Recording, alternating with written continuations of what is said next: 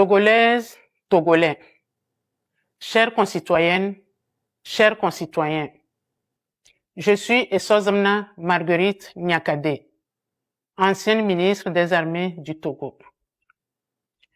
Je viens vers vous aujourd'hui avec respect pour la première fois en vidéo en tant que citoyenne togolaise.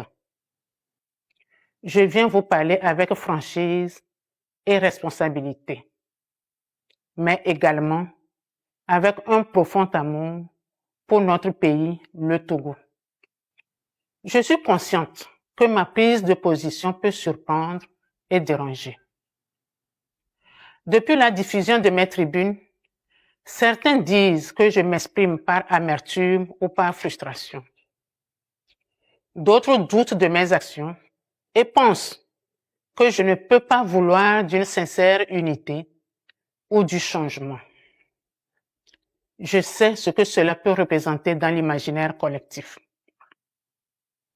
À cela, je réponds, oui, j'ai des liens familiaux avec la famille Gnassingbé. Oui, mes enfants en sont issus. Cela est un fait. Mais il n'enlève rien à mon droit de m'exprimer en toute conscience sur la situation du Togo. Avant d'être lié à une famille ou à une communauté, je suis avant tout une citoyenne togolaise, lucide, qui n'accepte pas de garder le silence face à ce que subit mon pays, notre pays. Dites-moi, pourquoi devrais-je me taire au motif de mes origines ethniques, de mes liens familiaux ou parce que j'ai été ministre et sous prétexte d'avoir bénéficié du système? Non. Garder le silence face aux dérives que j'ai constatées quand j'étais dans le gouvernement serait trahir les valeurs qui me sont chères et qui constituent mes repères de vie.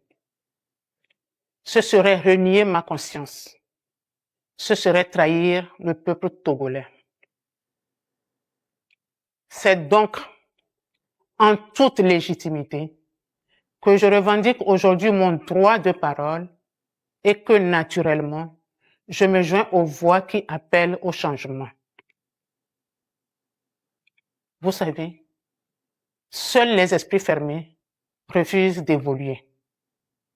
Chères concitoyennes et chers concitoyens, le silence dans ce contexte est une faute morale.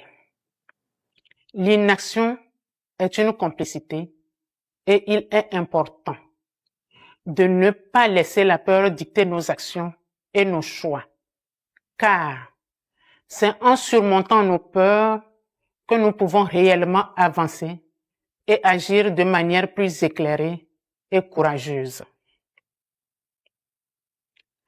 Dès les premières heures de son indépendance, le Togo n'a jamais connu la paix.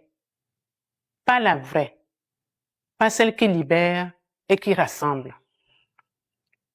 Le Togo est resté enfermé dans un cycle ininterrompu d'abus, de violence et de répression contre sa propre population. Des parents ont été tués pour leurs opinions, d'autres contraints à l'exil, laissant derrière eux des générations meurtries, des familles brisées et des enfants grandir dans la douleur.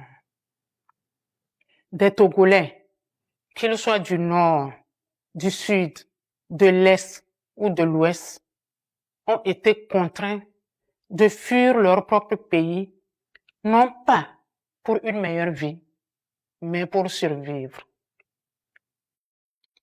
Toutefois, il n'y a pas que ceux qui sont partis. Il y a aussi ceux qui sont restés. Ceux qui vivent au Togo et qui ont appris à se taire par peur et par instinct de survie. Des citoyens emprisonnés, privés de leurs droits les plus élémentaires et de leur dignité. Nous pensons à tous les Togolais, d'ici et d'ailleurs, qui portent en eux des blessures profondes, des douleurs anciennes et des colères légitimes. Il serait difficile d'imaginer toute cette souffrance parce qu'il faut la vivre pour la comprendre. Il est temps d'arrêter toutes ces souffrances, d'assumer les erreurs du passé et de faire du Togo un pays de repentance, un pays de justice, un pays de mémoire. Ce sera le prix de la guérison et le seul chemin vers un pays de pardon et vers une paix réelle. Nous devons aussi avoir en mémoire que le problème togolais n'est pas une région. Le problème n'est pas non plus un nom de famille, ni une communauté. Le vrai problème, c'est un système qui a trahi les espoirs du peuple. Et ce système doit être combattu et changé.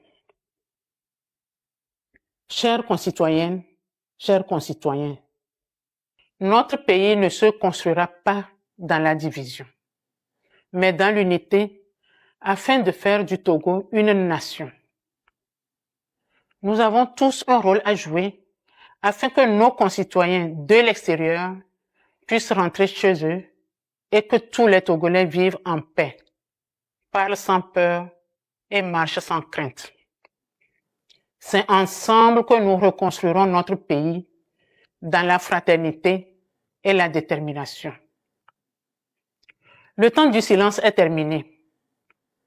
Le moment est venu de dire les choses avec clarté. Nous avons besoin d'un Togo nouveau, d'un pays libre, juste, réconcilié et tourné vers l'avenir. Le Togo est en effet un pays riche, doté de ressources humaines et naturelles considérables. Il devrait être un modèle de développement. Hélas, les années de privation de liberté, de mauvaise gouvernance, de corruption endémique et d'impunité ont gravement compromis notre avenir collectif. Nous sommes conscients qu'il n'est pas facile de gouverner et de diriger. Mais le régime actuel a eu le temps, les moyens et toutes les opportunités pour changer le destin du Togo. Malheureusement, il a échoué et il n'y a plus d'excuses. Laisser Faure Gnassingbé au pouvoir encore ne changera rien. Il doit, d'une manière responsable, démissionner pour laisser la place à une transition apaisée, inclusive et nationale en vue de la reconstruction de notre pays. Le peuple togolais doit prendre ses responsabilités pour intensifier son engagement citoyen dans la paix et la légalité pour que le changement tant attendu devienne réalité. Le Togo doit renaître. C'est une réalité historique. Aucun peuple ne peut accepter indéfiniment cette oppression, cette misère, ce mépris et cette injustice. Je saisis l'occasion pour lancer un appel une fois de plus aux forces armées et aux forces de défense et de sécurité à se ranger aux côtés du peuple pour la libération et la reconstruction de notre pays, le Togo. Trop de sang a coulé sur la terre de nos aïeux. Il est temps de le laver. Mes chers compatriotes, ne laissons plus la peur dicter notre silence. Ne laissons plus la division nous empêcher de nous unir. Il est temps d'écrire une nouvelle page. Il est temps de reconstruire un pays où chaque Togolais aura sa place, sa voix et sa dignité. Chers compatriotes, l'histoire nous regarde. Nos enfants attendent et le Togo espère un seul peuple, une seule nation, un seul avenir, le nôtre. Je vous remercie.